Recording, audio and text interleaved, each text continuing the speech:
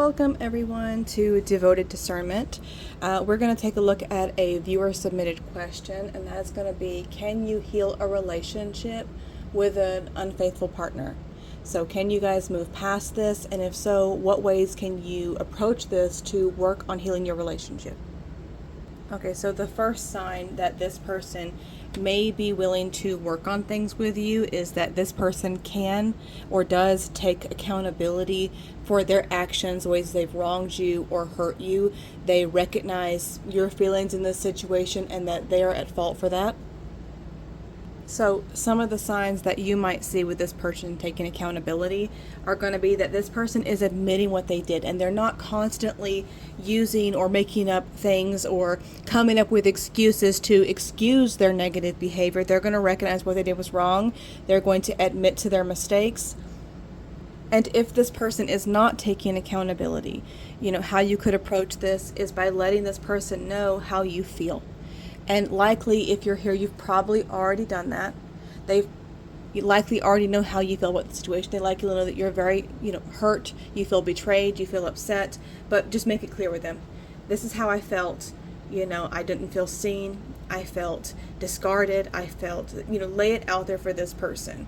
Let them know that you understand that, this happened and you cannot go back in time and you cannot change it. You wish this hurt or this situation hadn't have happened, but you want to fix things now. You want to work on things in the now.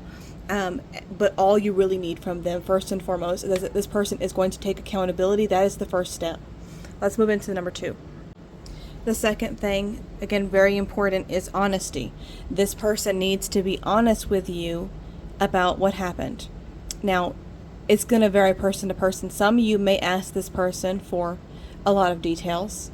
Some of you may not really want to know a lot of specifics, but if you ask this person, how many times, when was the last time, you need to know that this person is going to answer truthfully, even if it hurts.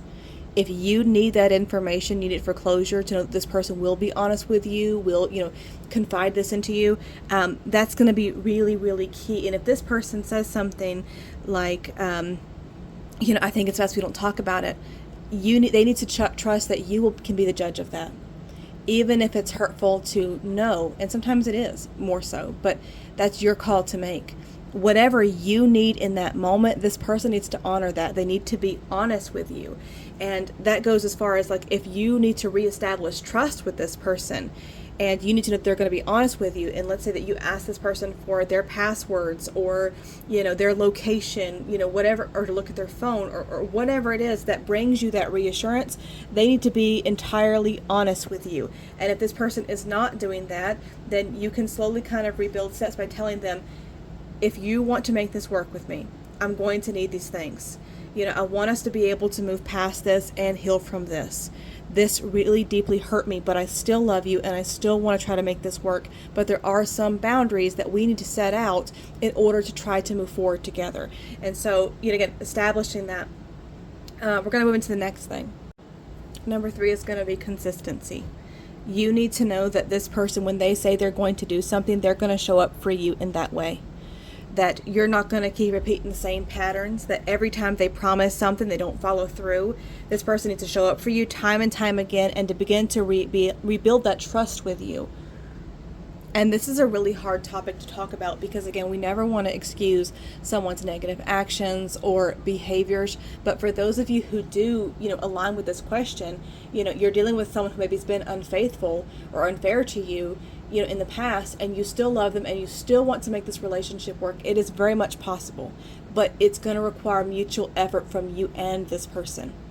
Okay? They're going to have to really be able to honor your boundaries and stay consistent with you, because the first time that this person doesn't follow through, doesn't text you when they're going to be running late from work or something, you're going to start spiraling in your mind of thinking, it's been 20 minutes, they should be home by now, they said they were going to call me at 8, it's now 8:16. You're going to start questioning, oh my goodness, they could be there, even if it's been 6 months or a year later.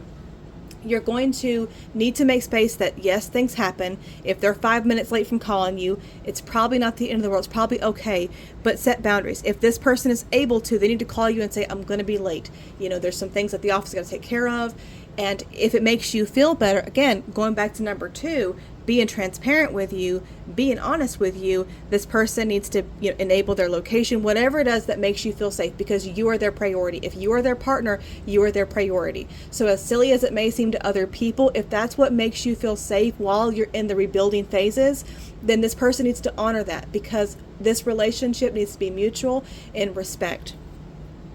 So if this person is not being consistent, ask for it. I know that sounds really simple, and again, we all have free will, so this person may choose not to follow through with that, but tell them straight, like, listen, I can understand, like, if you might run late from work sometimes, but it would make me feel better if, again, you can have your location turned on, or that, you can let me know when you're going to be running late, whatever it is, it's going to make you feel safe and secure in this relationship, like I said, while you're in that rebuilding stage. We're going to go ahead into number 4. This is really critical. All of them are, but number 4 is that this person will listen to you. They're going to give you space, not constantly interrupting, not constantly getting defensive about everything, but space to listen to how you feel. And, they may feel ashamed. They may feel guilt hearing how they made you feel, but they should. Because of their actions, they need to take accountability. And they need to be able to hear, instead of constantly, well, I don't want to hear about it. I said I'll try. If they're constantly dismissing, pushing away, trying to kind of flip the script and be like, well, I only did X, Y, and Z, because they need to, at the very, very least, be able to hold space, whether you choose to work out this relationship or not, to listen. That's just a lot of maturity, to listen to how they made you feel. This person, they need to hear you express the pain, the betrayal, the loss in this connection that you felt, the disconnect that you felt.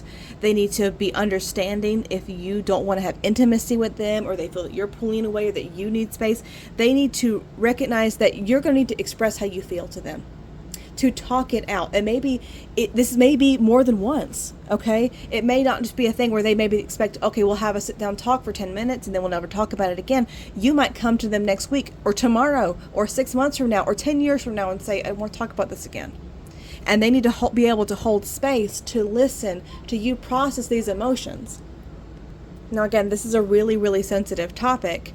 And I don't at all want to make it seem as if like I'm taking any kind of like defensive state over this other person. But if you want this person to be able to listen so that you guys can talk things out, it will be really important for you as well to not raise your voice or to, accuse, or, you want to remain very calm and very grounded. Express how you feel. Tell them, it did make me angry. It did make me upset. But if they see you blowing up at them, they're likely going to shut down and likely not going to continue to communicate with you.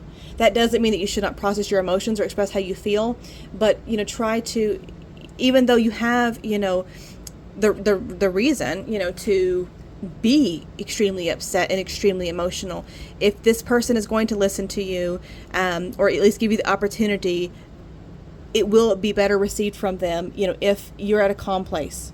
So, I would recommend having this talk after you've breathed, calmed down, prayed, took time to think about it, center yourself instead of being really emotionally charged, because you're going to be able to communicate your emotions and your feelings better.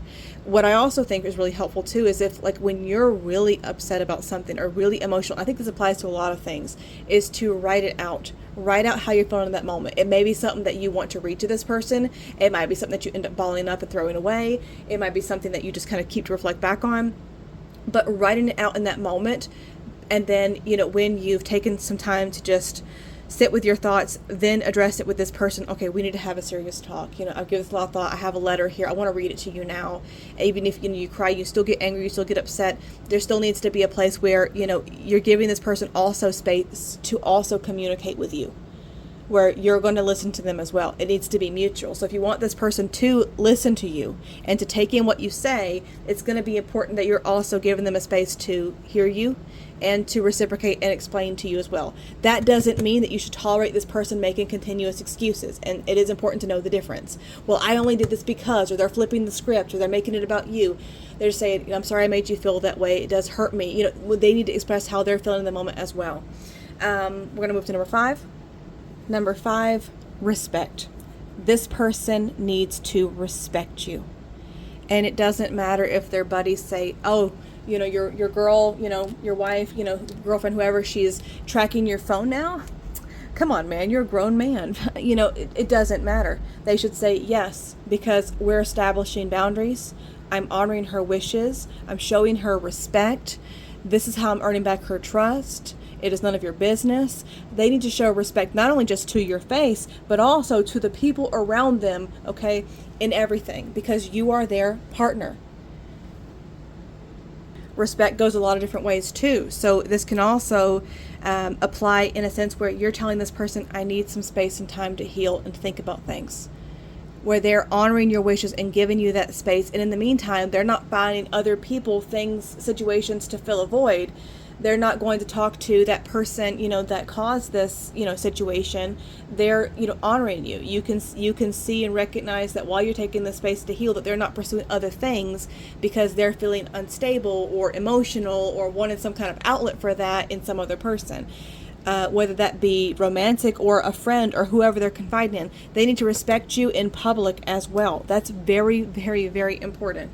And I feel like, if this person, isn't respecting you, I think it is really clear to draw a line for this person. This is where I stand. I need you to be, open and honest with me. It may seem silly to you and to other people, but what's going to make me feel safe in this relationship is if you can do, these things. These things are going to make me feel better. And them honoring that, respecting you in that way. If you're telling this person, I know that you work with so and such, but I don't want you and this person alone. This person needs to respect that. You don't need to see at the company Christmas party photos next year that they were, in fact, still hanging out after you told them not to at the Christmas party. No, you need to know that this person is not associating, cutting ties, getting space, not going behind your back, not hiding things. They need to respect this boundary that you've laid out for them, and that needs to be made very much clear. So if you're saying don't talk to this person, they go, oh, well, it was only because, no, so and such can relay that message. Even if they work together, ask to be transferred or, have so and such step in and relay messages, they need to get space and distance. It's not okay to keep crossing these lines because it's just going to make you feel more uncertain, like you cannot trust this person. They need to do whatever it takes to make a way to make you feel respected and safe in this relationship and to be showing you that.